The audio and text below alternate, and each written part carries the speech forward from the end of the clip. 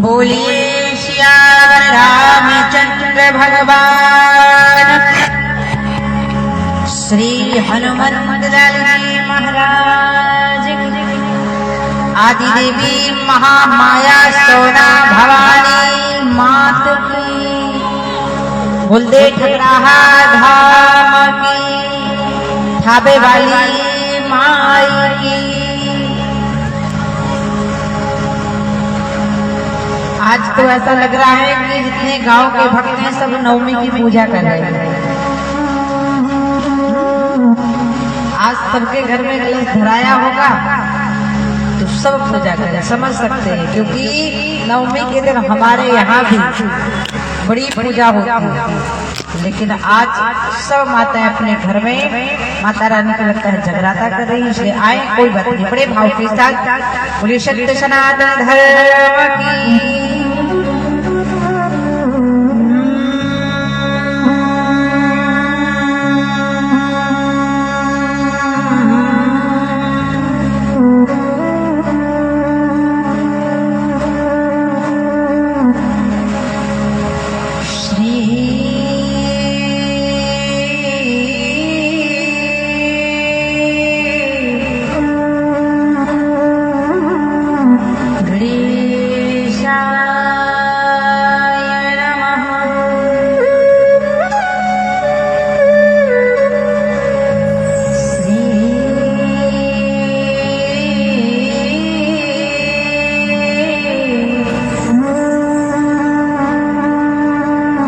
सरस्वती देवी नमः। श्री सीताराम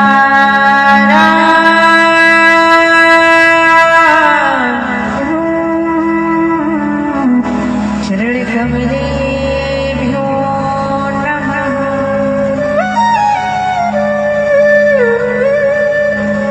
राम कथा के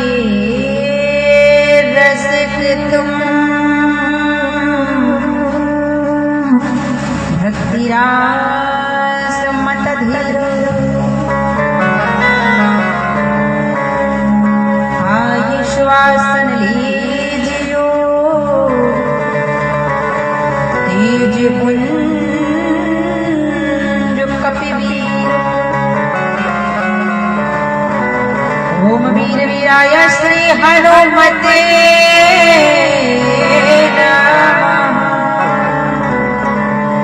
बोले हनुमंत लाल जी महाराज की।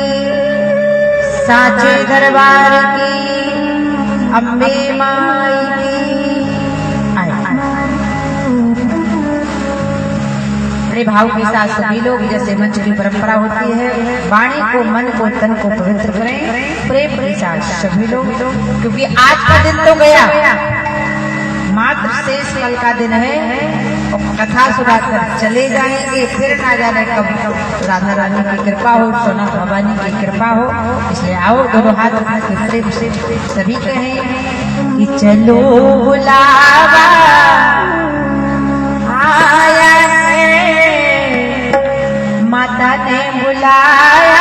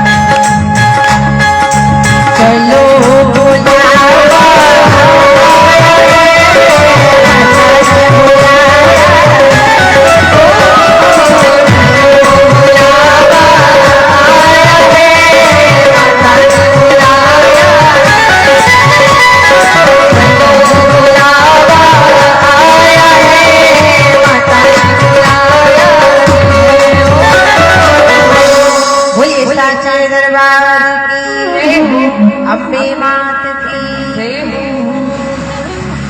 आज बड़े भाव के साथ सभी लोगों ने भजन किया। कहते हैं ना, भक्त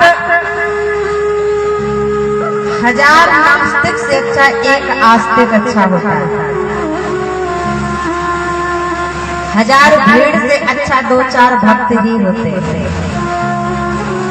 सभी ने बड़े भाव के साथ भजन किया। परमात्मा प्रभु श्री सीताराम जी के चरणों में प्रणाम, हनुमान जी के चरणों में प्रणाम, माता सोना भवानी के चरणों में प्रणाम। एवं कथा संयोजक माँ भवानी, मंडल अध्यक्ष संयोजक कृष्ण मुरारी तिवारी जी, कोषाध्यक्ष संदीप तिवारी जी, मुख्य जजमान भैया रवि तिवारी जी, पप्पू तिवारी जी एवं जितने भी माँ भवानी से जुड़े हुए भक्त हैं, उन सभी भक्तों को व्यासपीठ से सादर नमस्कार। माँ आदि देवी भवानी को प्रसन्न करके, जिनका लगातार निरंतर जाप करके हवन पूजन करके अपने जजवानों को सुख देने वाले काशी बनारस की जिनकी विद्या, ऐसे हमारे यज्ञाचार्य भगवान बड़े सरल हैं, बड़े सुलझे हुए हैं, जो मेरे पिता के तुल्य भी है। ऐसे यज्ञाचार्य भगवान जिनकी वाणी बड़ी मधुर है, सुंदर तरीके से स्वस्ति वाचन मंत्र के माध्यम से माता रानी का स्मरण, ठाकुर जी का पूजन कराने वाले यज्ञाचार्य भगवान को प्रणाम व्यासपीठ से। एवं समस्त ब्राह्मणगण जो बनारस की पावन धरा से चलकर आए। कहते हैं ना, काशी में अगर रहकर किसी विद्वान ने पढ़ लिया और वह अपने जजमान को जाके उस मंत्र का जाप करके और पुण्य दे देता है, तो उसका 7 पीढ़ी का परिवार तर जाता है। ऐसे हमारी बनारस से आए सभी ब्राह्मण जन सबको व्यासपीठ से सादर नमन। एवं कथा सुनने आए जितने भी भक्त हैं, भाव से कथा सुनने के लिए जितने भक्त आए, उन सभी भक्तों को सिया राम में समझकर मैं प्रणाम करती हूँ। बहन पूजा जी, जो भागवत कथा और राम कथा की बड़ी रसमयी प्रवक्ता भी है, समस्त कलाकार बंधुगण सिया राम में सब जग जाने करो प्रणाम जुड़ जुड़। बड़ा अच्छा लगा। विधायक जी आए, माता रानी का पूजन किया। विलंब थोड़ा हुआ, कथा बहुत विलंब से प्रारंभ हो रही है, फिर भी एक हरि आदि में पुण्यार तुलसी चर्चा राम की हरै कोट अपराध। इसलिए आए बड़े भाव के साथ प्रभु श्री राम को आज कीर्वट ने पार किया। बाबा लिखते हैं, फिर बार मोहि जो देवा, फिर दीवार मोहि जो देवा,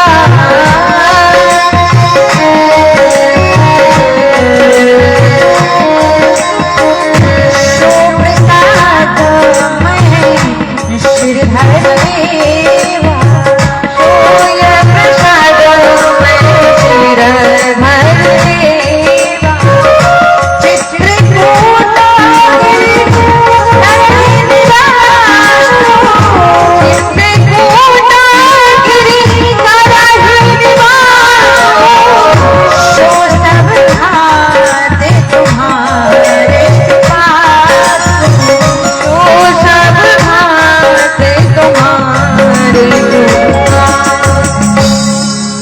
देना। जब राम जी केवट के यहाँ से जाने लगे ना, तो सीता माता समझ गई थी कि नहीं?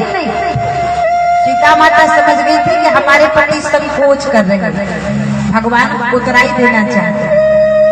लेकिन आजकल अगर पति पत्नी से एक गिलास पानी मांगता है ना, तो पत्नी पहले 4 गप्पे पड़ोसी से लड़ाती है, इसके बाद पति को पानी पिलाती है। लेकिन पहले की माताएं, पति बोल नहीं पाता था और पत्नियां समझ जाती थी कि पति क्या बोलने वाले। अच्छा ध्यान देना, एक बार क्या हुआ, पुराने जमाने में मोबाइल तो चलता नहीं था। एक बार एक गांव से एक भाई साहब दुबई गए।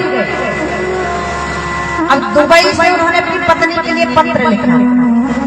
फोन तो चलता नहीं कि फोन कर दे, तो पत्र लिखा। और पत्र में उन्होंने नाम नहीं लिखा, पत्र के नीचे एक छेद कर दिया और छेद के ऊपर एक लाल बिंदी लगा दी। अब डाकिया पत्र लेकर आया, पूरे गांव में घूमा कि पत्र किसका है, कोई ना बताए। और सुबह से शाम हो गई, बेचारा डाकिया परेशान। जब शाम हो गई तो एक माता जी आई, बोले भैया दिस इज माय लेटर, ये हमारा पत्र है। डाकिया ने कहा बहन इसमें ना नाम है ना पता है, इसमें केवल एक छेद है, और छेद के ऊपर एक लाल बिंदी है, तो तुम्हें कैसे पता है तुम्हारा पत्र है। माता जी कहने लगी भैया देखो ना, इस पत्र के नीचे एक छेद है, छेद के ऊपर एक लाल बिंदी है, इसलिए ये पत्र मेरा है, क्योंकि मेरे पति का नाम ही छेदी लाल है। ऐसे माताएं अपने पति के भाव को समझ जाती है। लेकिन आज सीता जी ने मुद्री दी, भगवान केवट को दी, केवट नहीं लिया। भगवान ने अच्छा भक्ति केवट को दी और भगवान आगे बढ़े। बोलो भक्त वत्सल भगवान की। भगवान वाल्मीकि जी से मिले और वाल्मीकि जी से भगवान पूछते, हे प्रभु ये बताओ अब मैं कहाँ रहूं। वाल्मीकि जी मुस्कुराए, प्रभु आप मुझसे पूछ रहे हैं कहाँ रहूं, आप ये बताओ कि आप रहते कहाँ। नहीं अच्छा, लेकिन भगवान वहां नहीं है। बोले कहाँ। बोले जहां भगवान नहीं है वो स्थान व्यर्थ है। और भगवान कहाँ नहीं है। बोले हम मंच से कहें कहो सीताराम सीताराम, और आप खैनी खा के बैठे हो, जर्दा खा के बैठे हो, पान पराग खा के बैठे हो, तो हम कितना भी कहेंगे कहो सीताराम, लेकिन अंदर से तो आवाज आएगी सीताराम भी कहेंगे कहाँ जाए, वहां तो पहले से ही हाउसफुल है। तो कहते हैं वही स्थान व्यर्थ होता है। बोले कौन सा। बोले जो मुख वह स्थान व्यर्थ है। बोले कौन। बोले जो मुख राम नाम नहीं आवा, सोई मुख ब्रह्मा प्रथही बनावा। बोले जिस मुख में राम का नाम ना हो वह मुख व्यर्थ है।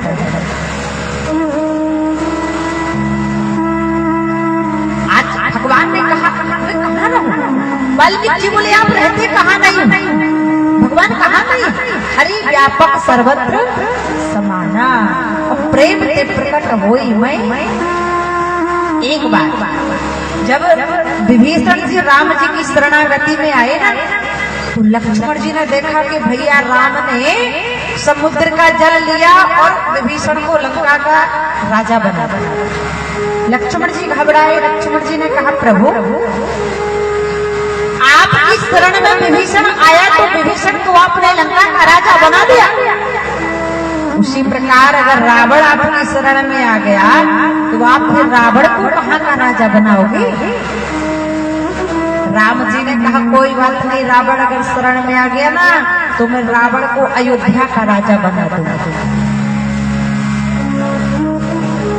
लक्ष्मण जी ने कहा अयोध्या का राज तो माता केकई ने भरत के लिए मांगा, भरत जी कहाँ जाए। राम जी ने कहा भरत को मैं अयोध्या का राजा बना दूंगा। जय खुश।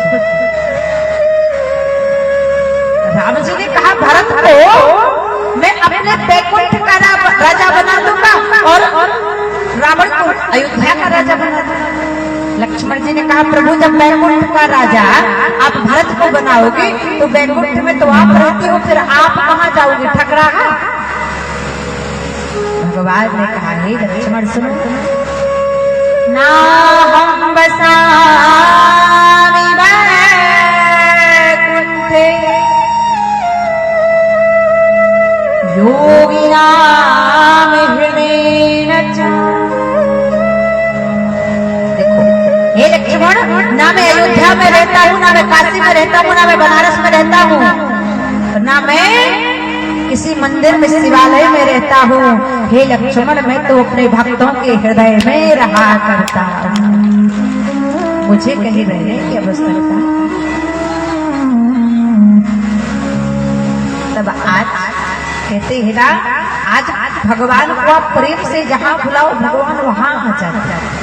आज वाल्मीकि जी ने कहा प्रभु अगर आप मुझसे पूछ रहे हो, वैसे तो आप घट घट के वासी, लेकिन अगर आप मुझसे पूछ रहे हो तो हे राम जाइए, और आप वहाँ रहना बोले कहाँ, चित्रकूट गिरि करहु। तो भगवान गए और भगवान चित्रकूट में निवास करने लगे। बाबा कहते हैं अरे चित्रकूट रघुनंदन छाए, चित्रकूट रघुनंदन छाए,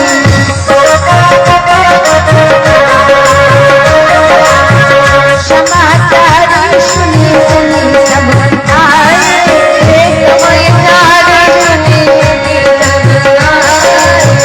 अनुसुईया की पद कही सीता, अनुसुईया की पद कही सीता, मिलिया बहोर से मिलिया बहोर सुसीता विनीता, मिलिया बहोर सुसीता विनीता। बोले भगवान श्री राम चित्रकूट में निवास करने लगे। लेकिन सबसे पहले देखो भगवान जब चित्रकूट गए ना, तो सबसे पहले चित्रकूट की महारानी अनुसुईया से मिलने के लिए भगवान गए, क्योंकि संसार में सबसे बड़ी पतिव्रता नारी है अनुसुईया, जिसने अपने पतिव्रत तपोबल से ब्रह्मा विष्णु महेश को 6-6 माह का बालक बनाया। उससे बड़ा कोई पतिव्रता नारी। और जो सीता माता अनुसुईया के पास गई ना, तो माता सीता को ऐसे वस्त्र पहनाए माता अनुसुईया ने कि 14 वर्ष में वो वस्त्र कभी मलिन हुए नहीं, गंदे नहीं हुए, ऐसे वस्त्र पहनाए। और कहा सुनो हे सीता, अब मैं तुम्हें कुछ पतिव्रत धर्म की बातें बताऊंगी, तुम ध्यान से सुनना, क्योंकि संसार में 4 प्रकार की पतिव्रता नारियां हैं। माताओं ध्यान से सुन लेना, कितने प्रकार की पतिव्रता नारियां? 4, जिसमें सबसे बड़ी पतिव्रता नारी कौन है? सीता जी से अनुसुईया जी कह रहे हैं सुनो सीता, संसार में 4 प्रकार की पतिव्रता नारी, और जिसमें सबसे बड़ी पतिव्रता नारी कौन? इस प्रसंग को मेरी माता बड़े ध्यान से सुनो। पतिव्रता कैसे बने, पतिव्रत धर्म का पालन कैसे करें, क्योंकि सबसे बड़ा है पतिव्रत धर्म। अगर कोई नारी किसी देव को नहीं मानती, किसी देवी को नहीं मानती, तो अगर वो अपने पति को मानती है तो उससे बड़ा कोई संसार में पतिव्रता। इसलिए तो कहती है ना कि एक ही धर्म एक व्रत नेम, काय वचन मन पति पद प्रेमा। लेकिन आजकल माताएं बहनें कहती हैं एक ही धर्म एक व्रत नेमा, चलो पति जी आज सिनेमा।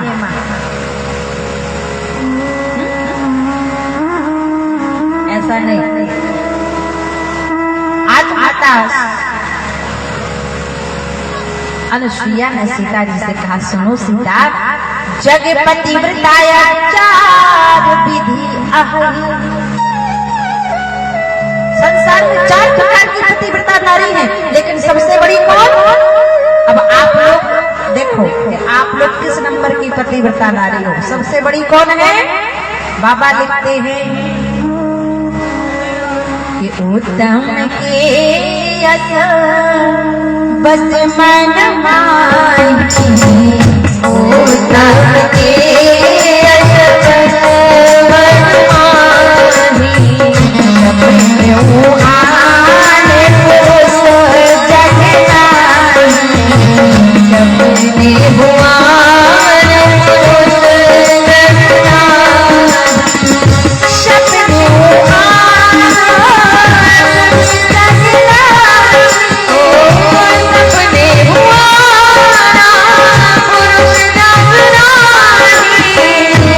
उत्तम के यश बस मन माही, उत्तम के यश बस मन माही, मध्यम पद पति, मध्यम पद पति, देवों में से धाता पिता पुत्र धाता पिता पुत्र।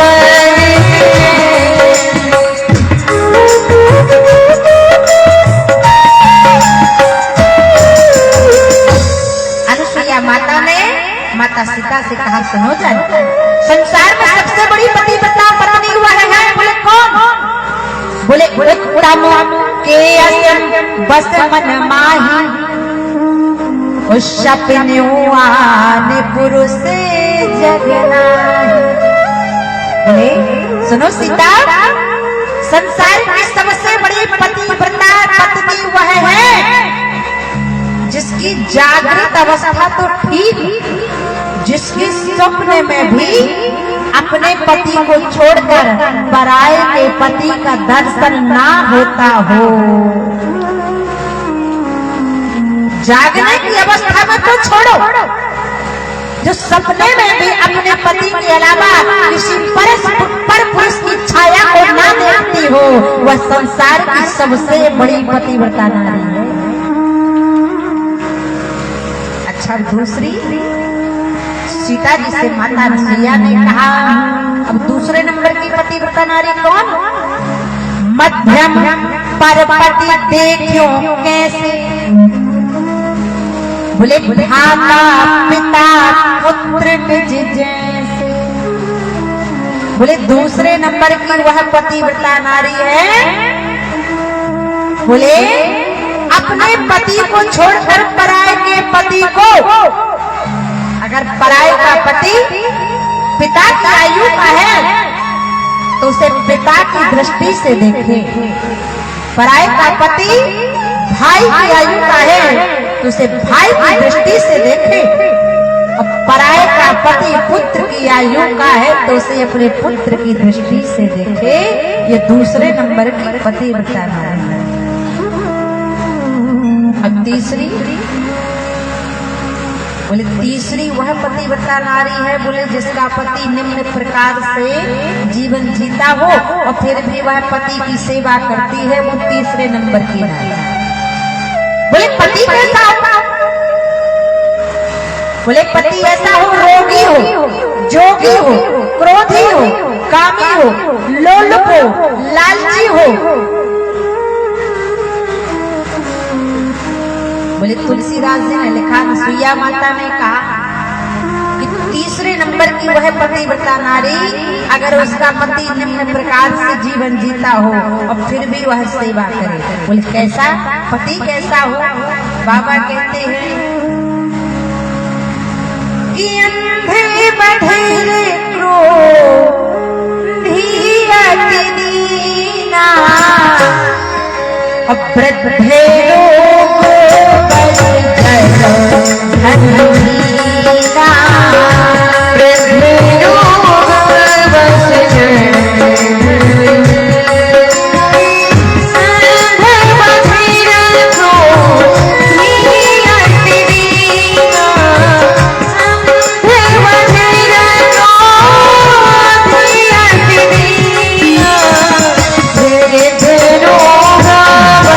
Yeah.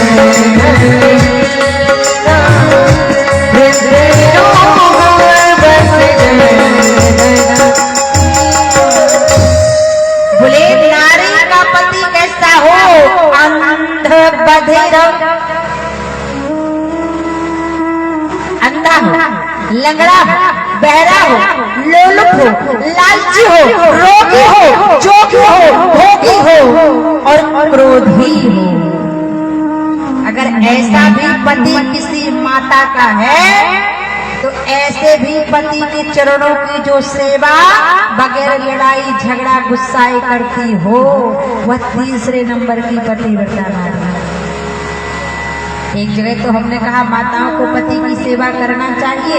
एक माता जी बोली, देवी जी हमारे पति बड़े खराब हैं, वो हमारी बात नहीं मानते तो हम सेवा क्यों करें? हमने कहा अगर ऐसी बात है कि आपके पति आपकी बात नहीं मानते तो एक काम करना, आज के बाद घर जाना और पति के चरणों को धोना और पति के चरणों को धोकर पति के चरणों का जो चरणामृत हो उसको पी लेना। माता जी बोली अगर उनके पांव में गोबर लगा होगा तो हमने कहा तू भी पी लेना, पति तो परमेश्वर। अरे भला है बुरा है जैसा भी है, मेरा पति मेरा देवता है और मेरे देवता को कुछ मत कहो, मेरा देवता तो मेरा देवता। माता जी बोली ठीक है देवी जी, आप कहती हो कि आपके पति आपकी बात मानने लगेंगे तो आज के बाद हम जाएंगे और पति के चरणों को धोएंगे, उनका चरणों का चरणामृत पी लेंगे। लेकिन आप एक बात बताओ कि रोज रोज पति के चरणों को धोकर हमें बस पीना है कि किसी दिन हमारे पति भी हमारा चरण धोकर पिएंगे? तो ऐसे भाव नहीं लाना है।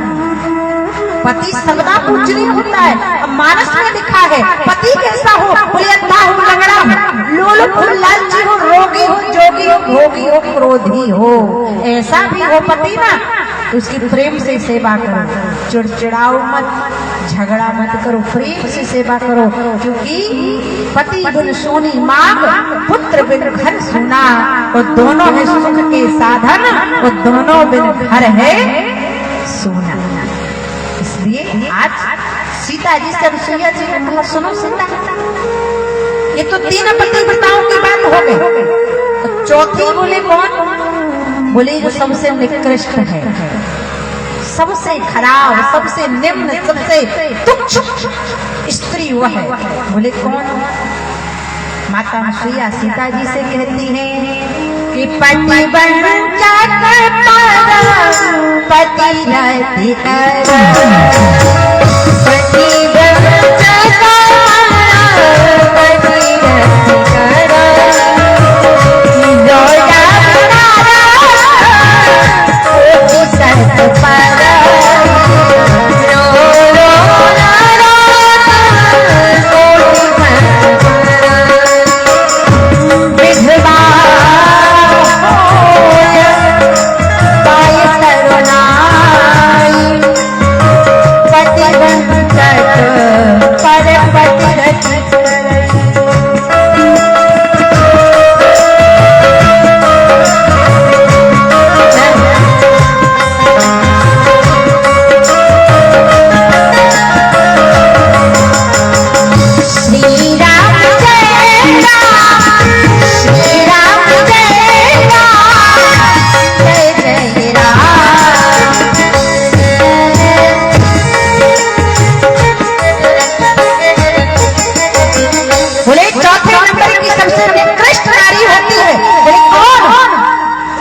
रामचरितमानस में तुलसीदास जी ने लिखा, मेरी माता और ध्यान देना, सती अनुसुईया ने सती सीता से कहा, बोले चौथे नंबर की सबसे निकृष्ट नारी, तुच्छ नारी, आपन नारी मानी जाती है समाज में, वह कौन?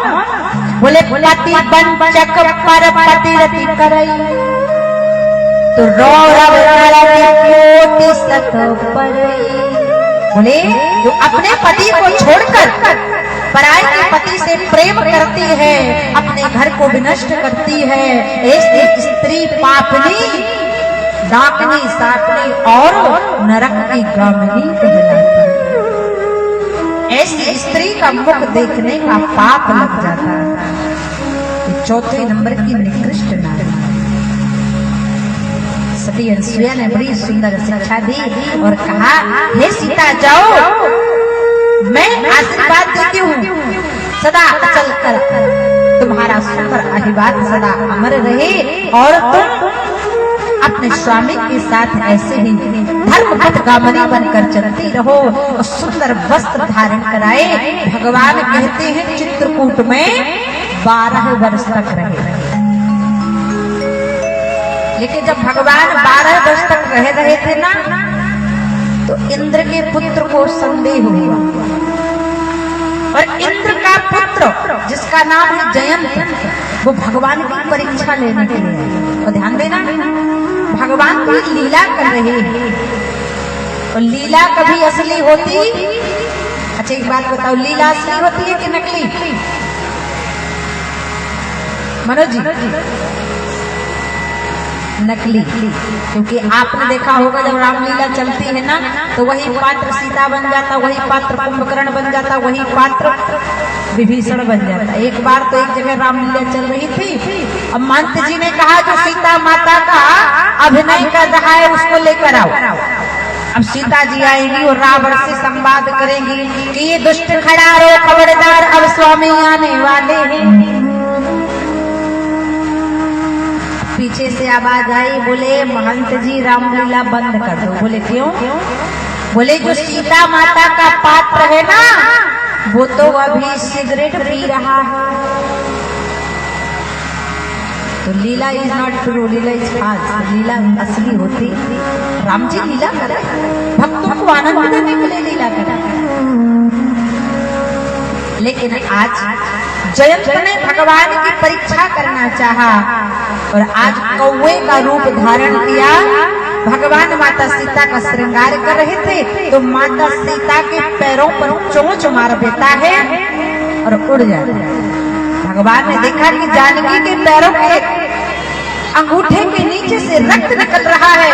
वहीं पर एक लकड़ी पड़ी हुई थी, भगवान ने उस लकड़ी को उठाया, उसी का बाण बनाया और उस कौवे के पीछे छोड़ दिया।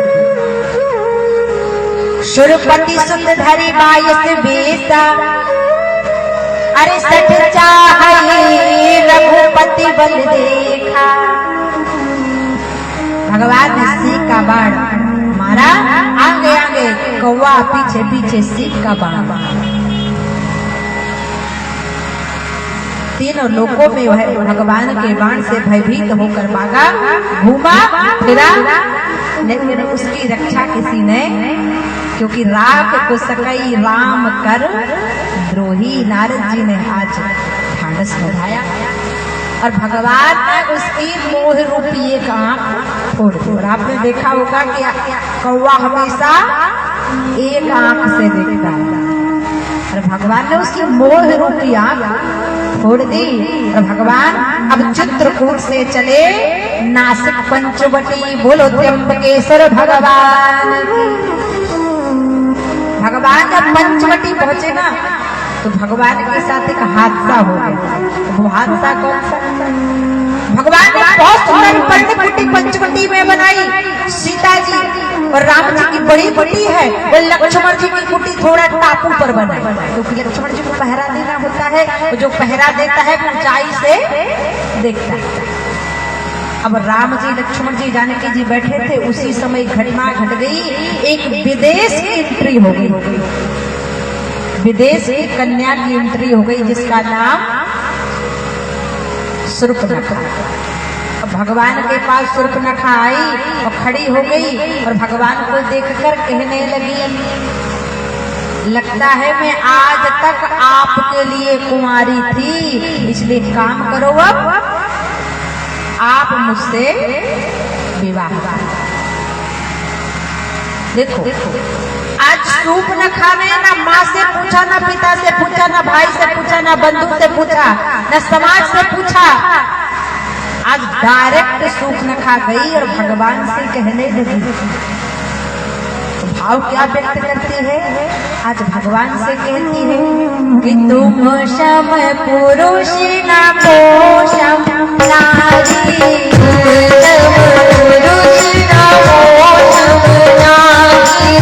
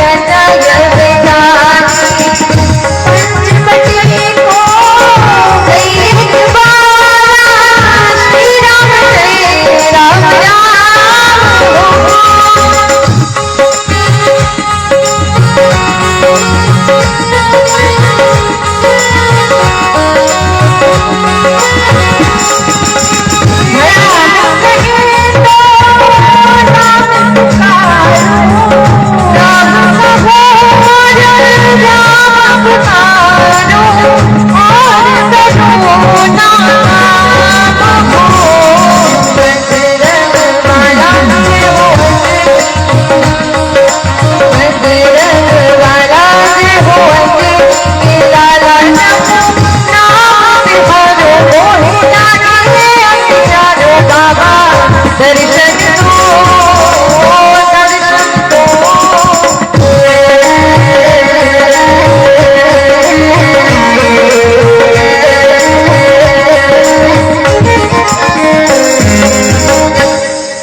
आज शूर्पणखा भगवान के सामने गई, किसी की कोई आज्ञा नहीं ली, वो जाकर डायरेक्ट भगवान से कह देती है कि तुम समय पुरुषेणा मौसम नारी, वो यह संयोग विधि रचा विचारी। लगता है आपके जैसा कोई पुरुष नहीं बना और मेरे समान कोई स्त्री नहीं बनी, इसलिए काम कर लीजिए। रात अब लो रही कुमारी में आपका ही इंतजार कर रही थी राम जी, इसलिए अब आइए और मुझसे विवाह कर लीजिए। राम जी बोले, अरे शूर्पणखा, अभी तक तो मैं तुझसे विवाह कर लेता, लेकिन अब नहीं कर सकता। बोले क्यों? बोले तूने कहा है नारी, और हमारे भारत में नारी का विवाह होता है क्या रवि भाई? हमारे भारत में नारी का विवाह होता नहीं। क्यों? क्योंकि जब बेटी पिता के घर में होती है तो सारा समाज उसे कहता है कुंवारी। जब माता पिता की इच्छा से, समाज की इच्छा से वह कुंवारी बेटी पति के घर हाथ पीले करके जाती है, तब बनती है नारी। और जब उसकी गोद में छोटा सा टुटू बेटा या बेटी आता है तो तब वह बन जाती है महतारी। राम जी ने कहा, तुमने कहा नारी, it's mean you already married now. इसका मतलब तुम पहले से शादीशुदा हो, और जब एक बार तुम्हारा विवाह हो गया है तो अब दोबारा तुम्हारा विवाह तो नहीं होगा, और दूसरा विवाह तो तुम्हारा मरघट में ही होगा और कहीं। अच्छा, लेकिन भगवान समझ गए ये तो विदेशी, इसको शुद्ध हिंदी समझ में आने वाली। राम जी ने कहा, देखो हम तो विवाह कर नहीं सकते। अब शूर्पणखा की आंखें लाल हो गई, केस फैल गए और कहने लगी आपको विवाह करना पड़ेगा, नहीं तो कच्चा खा जाऊंगी आपके साथ में जो ये जनक नंदिनी बैठे। शूर्पणखा बिलबिलाते हुए बोल पड़ी, अगर आपने मुझसे विवाह नहीं किया तो जो बगल में बैठी है ना ये जानकी, इनको मैं खा जाऊंगा और आपको विवाह मुझसे करना पड़ेगा। बोले क्यों?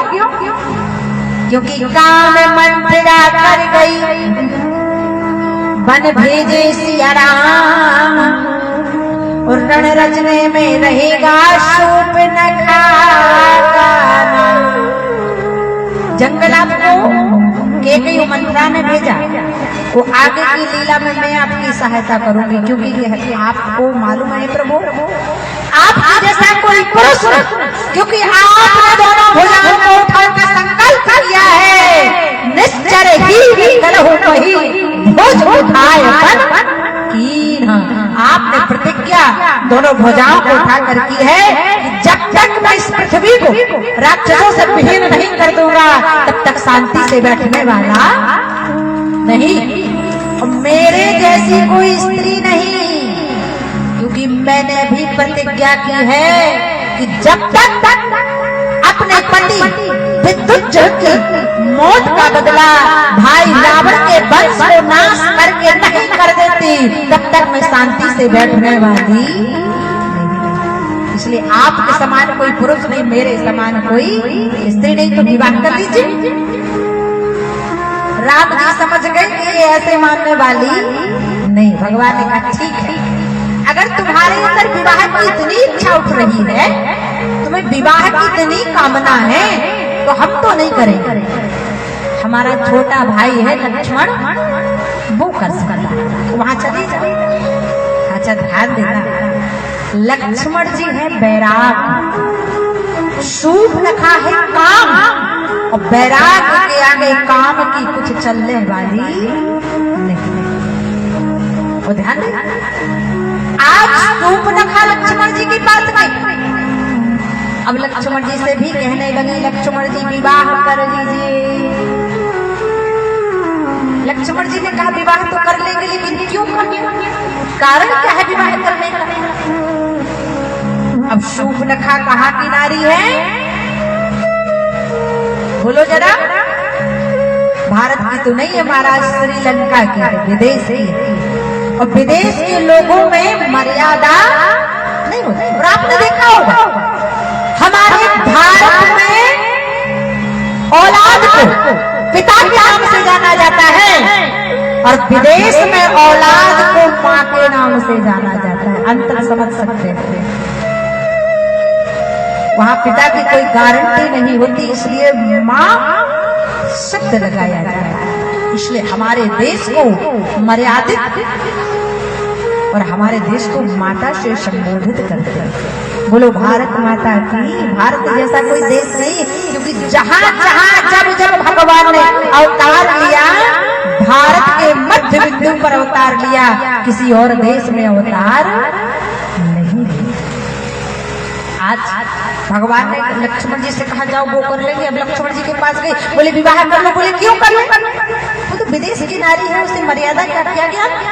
लक्ष्मण जी से कहने लगे, सुनो लक्ष्मण जी, बहुत प्रेम करते हैं तुमको लक्ष्मण,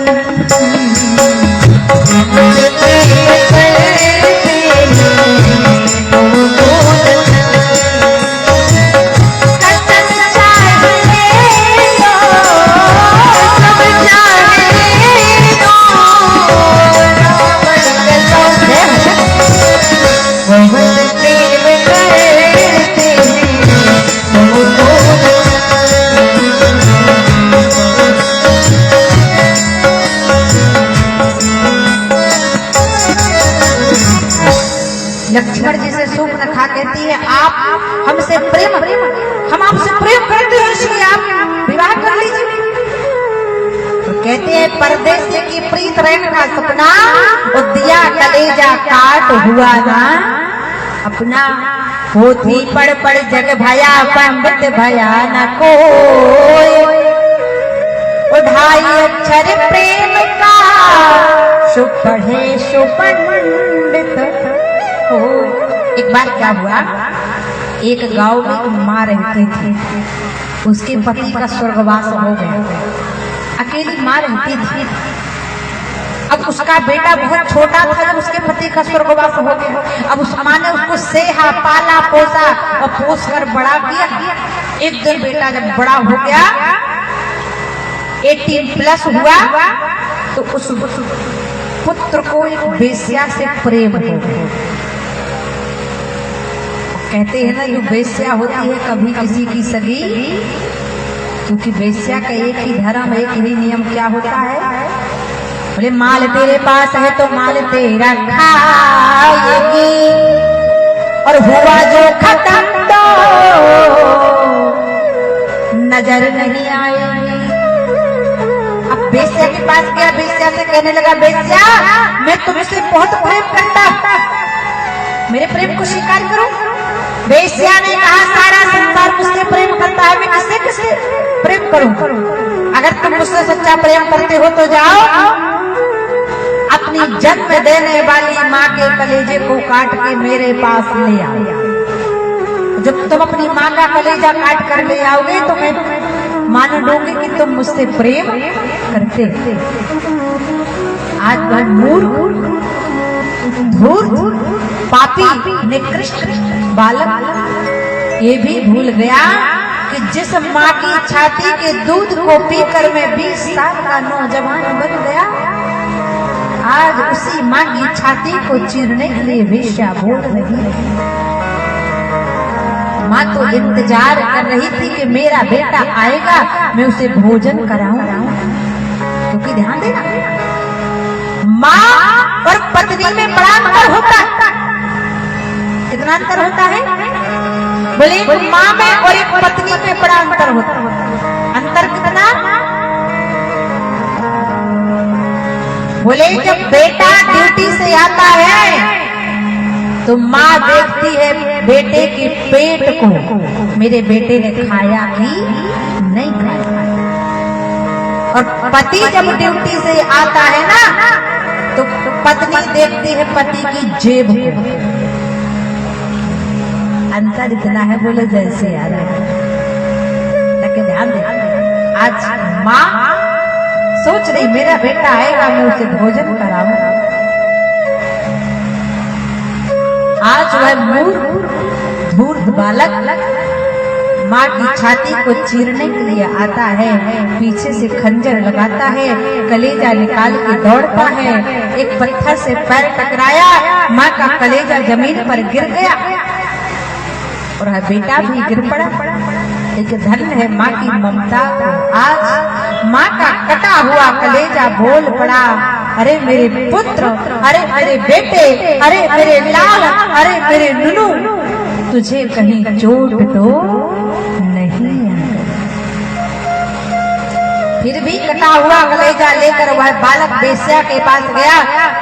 बेस्या से कहता है, मैं तुझसे इतना प्रेम करता हूँ, देखो मैंने माँ का कलेजा काट लिया। बेस्या ने देखा ये तो सचमुच माँ का कलेजा काट कर ले आया। बेस्या ने कहा, रे मूर्ख, जब तू अपनी जन्म देने वाली माँ का सगा नहीं हुआ तो मेरा सगा तू कब तक होगा। इसलिए कहते हैं सास ससुर होते गरम जरूर है, लेकिन हमारी भलाई के लिए गरम होते हैं। देखो सूर्य की गर्मी को हम बर्दाश्त करते हैं कि नहीं करते? करते हैं ना। सूर्य जब गर्म होता है तो आप सूर्य को जाके मारने तो नहीं लगते, डांटने तो नहीं लगते, झगड़ा तो नहीं करने लगते। इसी प्रकार सूर्य की गर्मी की भांति सास ससुर होते हैं। अगर इनकी गर्मी को हमने बर्दाश्त कर लिया तो हमारे जीवन में कभी अंधकार आने वाला नहीं। आपने देखा होगा जब सूर्य डूब जाता है तो चारों तरफ अंधकार ही अंधकार छा जाता। जिनके घर में बुजुर्ग हैं वो अपने आप को भाग्यशाली समझो। जिनके घर में बड़ों की छत्र छाया नहीं होती, अधिकतर वो घर मिट जाया करते हैं। इसलिए सास ससुर की सेवा करो, पति की सेवा करो, यही नियम धर्म मानस सिखाते हैं। आज शुभ रखा लक्ष्मण जी से कहती है, विवाह कर लीजिए आप मुझसे। लक्ष्मण जी ने कहा, ठीक ऐसी बात है तो विवाह कर ले। और 1 मिनट नहीं लगा, लक्ष्मण जी ने सूर्पनखा का प्लेटफॉर्म साफ कर दिया। क्या किया? बाबा लिखते हैं लक्ष्मण जी ने क्या किया कि कान नाक बिनु भई बिकराया,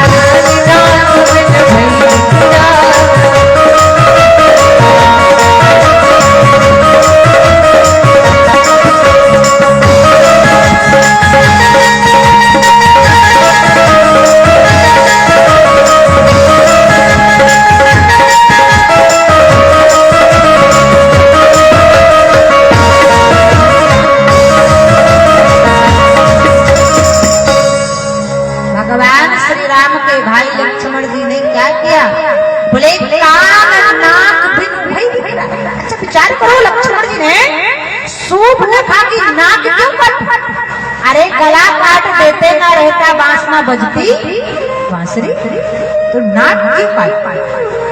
बोले नाक इसलिए काटी क्योंकि नाक होती है व्यक्ति की ये पगड़ी, इज्जत। और जब तक व्यक्ति की इज्जत है तब तक वो इंसान है। इज्जत जाने के बाद वो 1000 वर्ष तक जीता रहे लेकिन उसका कोई महत्व होता नहीं। तो लक्ष्मण जी ने कान काट के, नाक काट के श्री रामचरितमानस के माध्यम से मेरी माताओं बहनों को ये शिक्षा दी है, मेरी बेटियों को ये शिक्षा दी है कि जो बहन जो बेटी माता पिता की मर्जी के विरुद्ध जाकर स्वयं की इच्छा से अपने पति का चयन करके घर से भाग जाती है और विवाह कर लेती है, फिर वह सोचे कि मैं जीवन में सुखी रहूंगी, तो माँ बाप को झुकाकर बेटी कभी सुखी रहने वाली नहीं। और जो बेटी अपनी मर्जी से विवाह करती है उसका हाल सूर्पनखा की तरह ही होता है, उसको जीवन में समाज में कभी सम्मान प्राप्त होने वाला नहीं। सूर्पनखा का मतलब क्या है? बोले सूप धन रखा, जिसके सूपा की तरह ये नाखून लंबे लंबे हों समझ लेना वही सूप रखा है। बोलो जैसे आजकल तो ट्रेंड चला है ना, आजकल लोग लंबे नाखून रखते। अरे लंबे नाखून रखने से तुम्हारी सुंदरता नहीं बढ़ेगी, नाना प्रकार के रोग हो जाएंगे, तुम बीमार हो जाओगे। इसलिए जैसा भगवान ने बनाया वैसे ही अच्छे हैं, लेकिन ध्यान दें आज सूप नखा का भगवान ने क्रिया कर्म कर दिया और आज सूप नखा की वजह से आगे युद्ध हुआ। महाभारत युद्ध हुआ था द्रौपदी के चीर हट जाने से, और आज यहाँ पर युद्ध हुआ सूप नखा के मिथ्या भाषण से। सूप नखा ने अपने भाइयों को भड़काया और भगवान ने तृष्णा का खरदूषण का वध किया। बोलो राजा रामचंद्र भगवान की। भगवान श्री राम ने खरदूषण तृष्णा का वध किया। अब भगवान पर्णकुटी में बैठे हुए थे, रावण के पास सूप नखा गई। रावण से कहती है जो सत्य घटना थी वो नहीं बताई, झूठ बोल देती। आज रावण माता जानकी का हरण करने के लिए आया। अच्छा ध्यान दें, रावण जब सीता माता का हरण करने के लिए आता है तो रूप कौन सा बनाता है?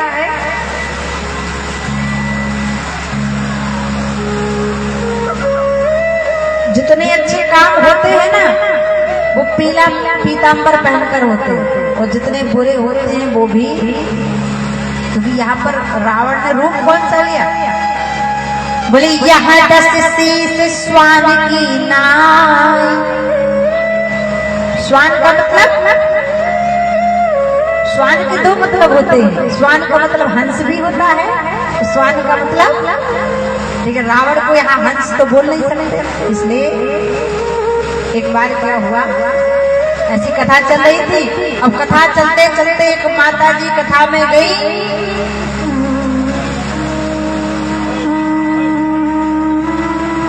पति पत्नी दोनों कथा में गए और दोनों पति पत्नी कथा सुन रहे थे। और दूसरे दिन पति बस कथा सुनने गया। अब पति गया और जाकर खंभे से टिककर सो गया। और जब सो गया तो हम जब सोते हैं तो हमें कोई होश होता नहीं, हम क्या करते, अपने मुंह खोल के सो गए। अब पंडाल में इतनी भीड़ हुई, इतनी भीड़ हुई, इतनी भीड़ हुई कि उसी भीड़ से कुत्ता निकल गया। और कहते हैं कि एक कुत्ता ही ऐसा होता है जिसे कोई मोह नहीं होता, न गाड़ी का, न घोड़े का, न वाहन का। 10 करोड़ की गाड़ी खड़ी होगी लेकिन कुत्ता जाएगा और लघु शंका करके भागेगा। और महाराज कथा सुनते सुनते मुंह खुला, भीड़ में कुत्ता महाराज गए, उन्होंने काम किया, वो चले गए, घर गए। पत्नी ने पूछा आप कथा सुनने गए थे, बताओ कौन सी कथा सुनाई देवी जी ने, अच्छी लगी? अब पति कहने लगा चुप रहो, मैं कथा नहीं बता सकता कैसी थी, कथा तो बड़ी नमकीन नमकीन थी, तुम बोल रही थी मीठी थी लेकिन वो नमकीन थी। इसलिए सावधान, कथा में सावधानी हटी दुर्घटना घटी। इसलिए कहते हैं ठाकुर जी से कहो ना कि हमारे बिगड़े काम बना दो और हमारी मन की कामना पूर्ण कर दो। और भाव से कहो कि काली कमली बाला। अच्छा ठाकुर जी को कितने लोग हैं जो अपना मानते, जरा हाथ उठा के बता। कान्हा जी के कितने दीवाने, तो दोनों हाथ उठा के कहो वो काली कमली बाला मेरा यार है, मेरे मन का मोहन तू दिलदार है। काली कमली बाला मेरा यार है, यार है, मेरे मन का मोहन तू दिलदार है।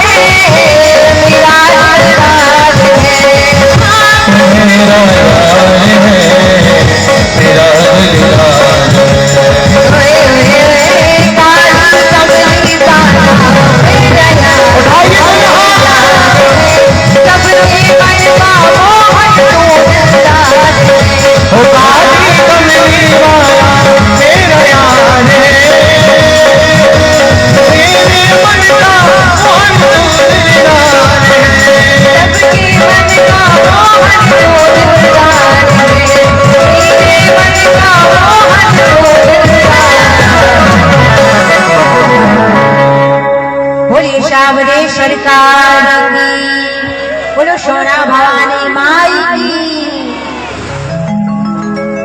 आज भगवान श्री राम नैमिष सुंदर भाव से भगवान नासिक पंचवटी में निवास कर रहे रावण माता जानकी का हरण करने के लिए। देखो आप लोग बड़े विलंब से आते हो, आज तो कथा का 7 बजे हो गया, कल कथा विश्राम हो जाएगा। देखो कल कथा विश्राम हो जाएगा और कल कथा सुनाकर हम निकल जाएंगे, क्योंकि भोर में 4 बजे ट्रेन है। और हमारे रवि भैया रवि तिवारी रिद्धि सिद्धि के पापा बोल रहे थे देवी जी कृपा करिएगा, ठाकुर जी की कृपा से हमने एक नया फ्लैट गोरखपुर में लिया है, तो आप जब यहाँ से जाइएगा तो 2-4 घंटे हमारे फ्लैट पर रुकिएगा, इसके बाद आपको भोर में गाड़ी में चढ़ा दिया जाएगा। इतने सुंदर भाव से भैया ने कहा, एक बार ताली तो जरूर बजाओ ऐसे भैया, बहुत बहुत आशीर्वाद। अच्छा ध्यान दें, भगवान श्री राम जैसे आप लोग यहाँ पर बैठे हो ना, एक बार कथा चल रही थी, कथा का 6वां दिवस था। एक माता जी आई, कहने लगी देवी जी बहुत अच्छी कथा सुनाई आपने, हम आपका निमंत्रण करना चाहते हैं। हमने कहा बहुत अच्छी बात है, निमंत्रण करेंगे तो खीर मिलेगा, पूड़ी मिलेगा, हलवा मिलेगा। और आज हमारा निमंत्रण मंतोष तिवारी जी के यहाँ था, बड़ा अच्छा खीर पूड़ी बना था। अच्छा ध्यान दें, तो हमने कहा ठीक है भैया, भैया ठीक है, कल आप क्या भोजन करने आएंगे। लेकिन जब भोजन करने के लिए माता जी के यहाँ गए, ये सत्य घटना है, नाम नहीं बताएंगे कि कहाँ की बात है, लेकिन सच बात है। जब हम माता जी के यहाँ भोजन करने गए ना, तो हमने देखा वो माता जी अपने रसोई घर में चप्पल पहनकर भोजन बना रहे हैं और रेडियो पे गाना सुन रही थी, साजन मेरा उस पार है, मिलने को दिल बेकरार है। अच्छा एक बात बताओ, जो ऐसा भोजन खाएगा उसकी बुद्धि अच्छी होगी? कई लोग कहते हैं कि देवी जी हम नॉन वेज खा लेते हैं, लेकिन शुक्रवार के दिन ही खाते। राम राम राम राम। जिस घर में नॉन वेज बन जाता है उस घर में भगवान कतई निवास करने वाला नहीं है। तुम अलग चूल्हा कर लो, छत के कोने में जाके बना के खा लो, किसी जीव की हत्या करके खाओगे और भगवान से कहोगे भगवान हमारे बड़े दुख क्यों आ रहा है। कोई मर जाता है, जब उसको लकड़ी देने जाते हो शमशान घाट पर, फिर आके इस शरीर को धोते हो नहीं धोते? धोते हो, शमशान से आके शरीर धोते हो और प्रत्येक जीव को काट के खा के पेट में रखते हो और फिर कहते हो दुख पड़ा। जीवन में कुछ मत करो, लेकिन किसी जीव की हत्या करके अपना भोजन मत बनाओ। खाने के लिए भगवान ने बहुत कुछ दिया, आटा दाल चावल काजू किशमिश बादाम दूध, फिर भी सबको छोड़कर किसी जीव को काट कर उसका मांस खाओगे और कहोगे हम बहुत दुखी हैं, भगवान सुनता नहीं है। कुछ मत करो, लेकिन आज के बाद संकल्प करो कि हम शुद्ध शाकाहारी हो जाएंगे। तो हाथ उठाओ और कहो कि हम आज से अगर कोई गलत कार्य कर भी रहे थे तो हम शुद्ध शाकाहारी हो जाएंगे, हम शुद्ध सनातनी हैं, क्योंकि इससे प्रोटीन नहीं मिलता, शरीर को रोग मिलते हैं।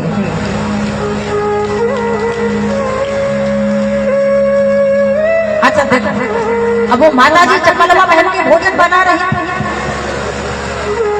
फिल्मी गीत गा रही थी, तो जो उस भोजन को खाएगा उसकी बुद्धि खराब होगी कि नहीं होगी?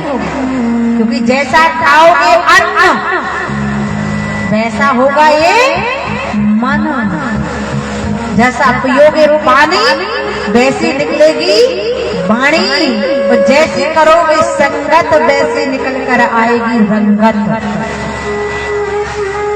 कई लोग कहते हैं हनुमान चालीसा बहुत पढ़ते हैं, लेकिन हनुमान जी सुनते नहीं। एक भैया बोले दीदी हनुमान चालीसा बहुत पढ़ते हैं, लेकिन हनुमान जी सुनते नहीं। हमने कहा ऐसा तो हो ही नहीं, हनुमान जी सुने ना, पढ़ते कैसा हो, तरीका बताओ।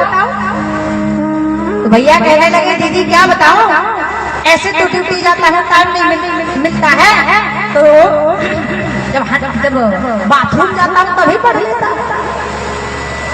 हनुमान चालीसा कोई साबुन है कि शैम्पू के जय हनुमान का जय का पृष्ठ हो जाता।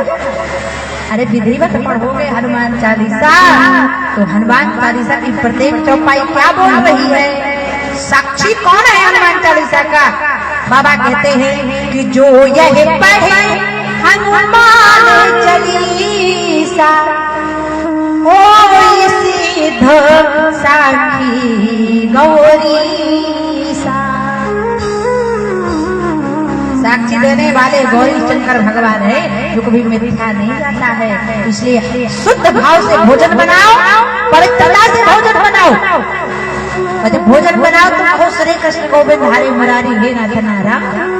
और उस भोजन में तुलसी का पत्ता डाल दो, ठाकुर जी को भोग लगा दो।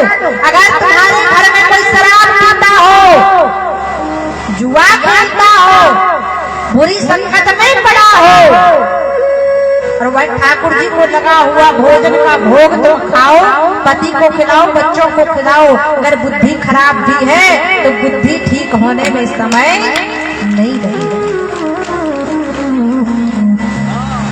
शुद्ध भाव रखो, क्योंकि हम जैसा भोजन करते हैं हमारा शरीर वैसे ही हो जाता है।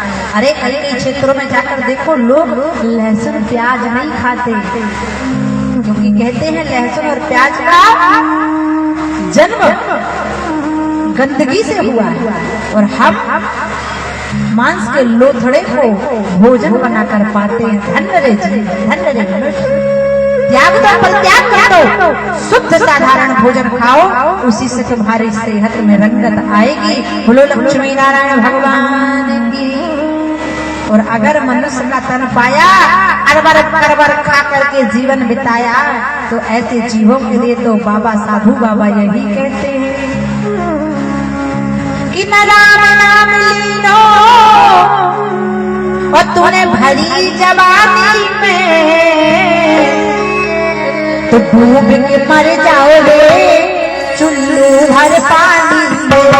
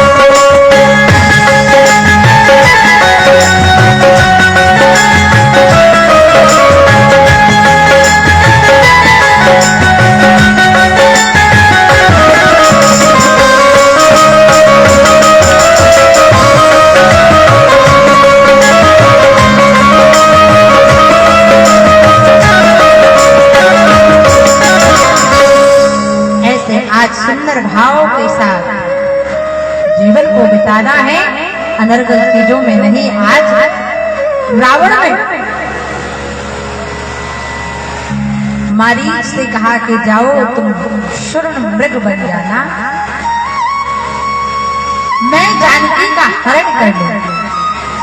और मारीच ने सोचा अगर मैं रावण की बात नहीं मानूंगा तो भी मेरी मौत निश्चित है, और राम के सामने गया तो मेरी मौत निश्चित। लेकिन इस पापी के हाथ से मरने से तो अच्छा है भगवान के ही हाथ से। लेकिन कहते हैं ना, मरते मरते मरीच नमक हलाली कर गया।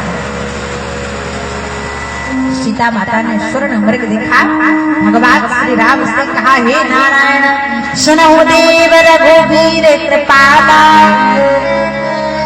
अरे यह मृग अति सुंदर छाला। देखो प्रभु कितना सुंदर मृग है, इसको पकड़ कर लाइए ना। जब हम अयोध्या जाएंगे तो हमारी अयोध्या के महलों में ये घूमेगा, इसके पैर पर घुंघरू बांध देंगे, तो जब ये झूमेगा दौड़ेगा तो माताएं देखकर इसको प्रसन्न होगा। राम जी ने कहा अगर जीवित नहीं मिला तो सीता जी ने कहा तुम मार ले आइएगा, इसकी चमड़ी ही सोने की एक कुटिया सजा दूंगी। राम जी ने कहा वाह जानकी, मोह में इतनी अंधी हो गई, अरे तुम्हें सोने से इतना ही प्रेम था तो अयोध्या में रहना था, लेकिन अगर अब तुमने सोने से प्रेम दिखाया है जानकी तो जाओ अब कुछ दिन सोने की लंका में ही रहकर आओ। तत्काल भगवान ने मृग के पीछे दौड़ना प्रारंभ कर दिया। राम जी मृग के पीछे गए, भगवान श्री राम के छोटे भाई लक्ष्मण जी पहरा दे रहे, मरते मरते आंधी नमक हलाली करते हुए हाय लक्ष्मण नाम पुकारा। सीता माता ने लक्ष्मण जी को भेजा, यहाँ पर अब रावण अपनी लीला दिखाने आया और माता जानकी का हरण कर लेता है। भगवान श्री राम ने लक्ष्मण जी को देखा, समझ गए कि कुछ ना कुछ गलत होने वाला है। भगवान ने देखा कुटिया सुनी थी, भगवान लताओं से पत्थरों से भंवरों के समूह से पूछते हुए चले, रास्ते में कबंध मिला, कबंध का उद्धार किया। यहाँ रावण माता जानकी को लेकर अशोक वाटिका में रख देता है। माता अपने आभूषण फेंक दी, रोते बिलखते माता जानकी को ले जाकर अशोक वाटिका में रखा। बीच में गिरिराज जटायु ने मां की रक्षा की और रक्षा करते करते प्राण खो दिए। और भगवान ने जटायु को देखा, अपने हाथों से अंतिम संस्कार के पुत्र की भांति। बोलिए श्री हनुमान जी महाराज की। भगवान आगे बढ़े, वहां पहुंच गए। भगवान बोले कहाँ? बोले जहाँ भगवान की जन्म जन्म से कल्प कल्प से युग युग से भगवान का इंतजार एक भक्त कर रहे थे। और वो भक्त कौन है? देखो कहते हैं ना भगवान परीक्षा से नहीं मिलता, इच्छा से नहीं मिलता, शिक्षा से नहीं मिलता, समीक्षा से नहीं मिलता। भगवान मिलता है तो केवल और केवल प्रतीक्षा कर देगा। और भगवान की प्रतीक्षा कैसे करती है वो माँ? प्रतिदिन चारों तरीके के रास्तों को गुहारती, साफ करती है, पुष्पों को बिछाती है और उसके कुटिया के बगल में कौवा आके बैठ जाता है। उस कौवे से पूछती है क्या कहती है? सुंदर भाव प्रकट करती है, कौवे से पूछती है कि बोले काका बोल मेरे राम कब आएंगे? बोले काका बोल मेरे राम कब आएंगे? दुखिया की झोपड़ी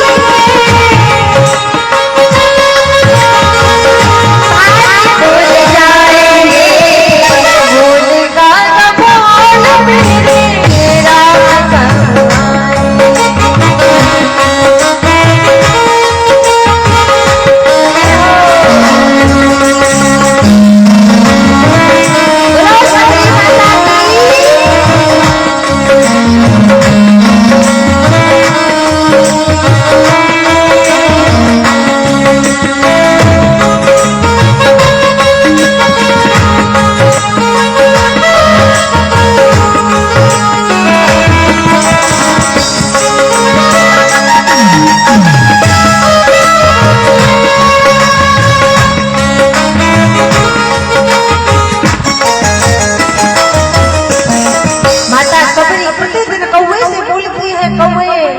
बता मेरे राम कब आए?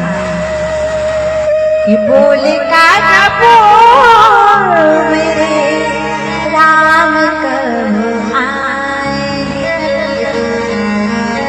कहते हैं ना अतिशय रगड़ करे जो कोई अनिल प्रकट चंदन सम हो। माता ने इतनी प्रतीक्षा की, इतनी प्रतीक्षा की, आज भगवान लीला करते करते भगवान श्री राम माता सबरी के आश्रम में पधार गए। बोलो भक्त वत्सल भगवान की, सबरी माता की। सुंदर भाव भगवान श्री राम का प्रकट हुआ। सबरी माता को भगवान ने नौथा भक्ति सुनाई, 9 प्रकार की भक्तियां बताई। पहली भक्ति प्रथम भक्ति संतन कर संगा। पहली भक्ति संतों का सत्संग, दूसरी भक्ति भगवान की कथा में रुचि। और भगवान को नौधा भक्ति बताना पड़ा सबरी को, क्योंकि सबरी के बड़े प्यारे भाव थे।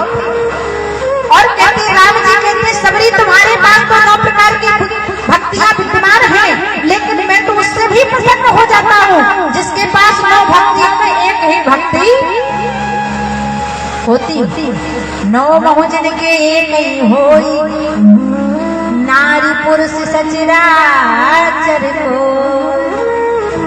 लेकिन अब सबरी माता आई तो सबरी माता ने भगवान को इतने सुंदर बेर खिलाए। बेर कैसे खिलाती? एक बेर टेस्ट करती है, राम जी को खिलाती है तो राम जी तो खा लेते। लेकिन जब लक्ष्मण जी को खिलाई ना, लक्ष्मण जी ने सोचा अरे कितने दिन से इसने मंजन नहीं किया, कितने दिन से इसने नहाया नहीं, कितने दिन से इसी वस्त्र को धारण किए हुए, और ये झूठे बेर खिलाएगी, मैं नहीं खाऊंगा। और लक्ष्मण जी ने उस झूठे बेर को पीछे फेंक दिया। राम जी ने कहा भैया लक्ष्मण, मैं हर चीज बर्दाश्त कर सकता हूँ, लेकिन अपने भक्त का अपमान, अब जब तक तुम इन्हीं बेरों को नहीं खाओगे तब तक पृथ्वी से भी उठ नहीं पाओगे। और कहते हैं जब लक्ष्मण जी को शक्ति लगी ना, तो जो लक्ष्मण जी को सजीवन बूटी पिलाई गई वो बेर की ही बनी बनी। सुंदर भाव माता सबरी को भगवान ने अपनी नाना प्रकार की भक्तियों को प्रदान कराया। माता जानकी के बारे में कहा तो माता सबरी ने कहा प्रभु मैं आपसे कहती हूँ माता जानकी की खोज वही हो सकती है। बोले कहा, सुंदर धाम बताया। वो धाम कौन सा है? पंपा सराही जाहि रघुराई तहाँ हो हईशु ग्रीव मिताई। बोले महाराज वहाँ जाइए जहाँ शिवग्रीव जी महाराज रहते हैं। और भगवान चले कहाँ? बोले आगे ये चले ये बाहुर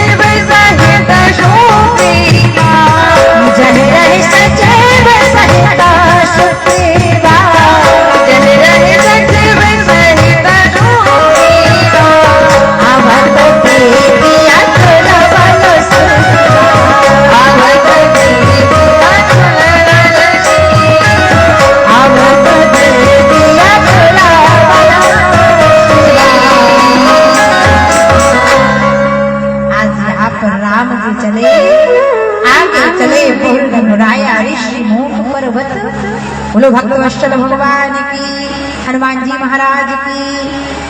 6वें दिवस की कथा कल हुई, 7वें दिवस की कथा आज विश्राम। कल कथा का विश्राम दिन है, अंत नहीं, कथा का कभी अंत नहीं होता।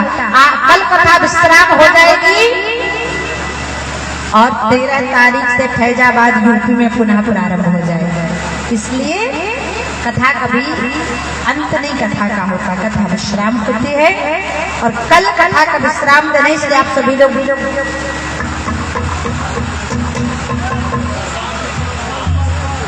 कल महाप्रसाद है, महाभोग भंडारा है, इसलिए आप सभी लोग कथा में भी आए और महाप्रसाद वितरण भी है। उस प्रसाद को खाएं क्योंकि उस प्रसाद को खाकर हमारे शरीर के दैहिक भौतिक ताप नष्ट होते हैं। आज तक हमने जो गलतियां की है ना, वो सारी गलतियां भंडारा खाने से दूर हो जाएंगी। और कल देखो कहते हैं ना, एक बेटी की विदाई होती है तो पूरा गांव इकट्ठा होता है। मैं भी तो आपकी बेटी हूँ कि नहीं? जोर से बोलकर बताओ। आपकी बहन बेटी हूँ, मैं धर्म की बेटी हूँ, क्योंकि 8 दिन तक मैं आपको कथा सुनाई, इसलिए कल बेटे की विदाई है। इसलिए जिसको जो दान पुण्य करना है, सोना चांदी हीरा मोती घर द्वार मकान, तो ला के दे सकते हैं। यही परवाणी को विराम है। कल सभी लोग अधिक से अधिक संख्या में आए। कल कथा का विश्राम है। कहते हैं हमने पहले दिन कथा नहीं सुनी, कोई बात नहीं, दूसरे दिन नहीं सुनी, कोई बात नहीं, अगर विश्राम दिन में कथा सुन लेते हैं तो हमें 8 दिन की कथा का पुण्य प्राप्त हो जाता है। इसलिए आए 2 बार भगवान के नाम का कीर्तन, इसके बाद रामचरितमानस की आरती होगी। भाव से सभी लोग आरती करेंगे। हरे कृष्णा कृष्ण कृष्ण हरे हरे, हरे राम राम राम हरे हरे, हरे कृष्णा कृष्ण कृष्ण हरे हरे, हरे राम राम राम हरे हरे, हरे कृष्णा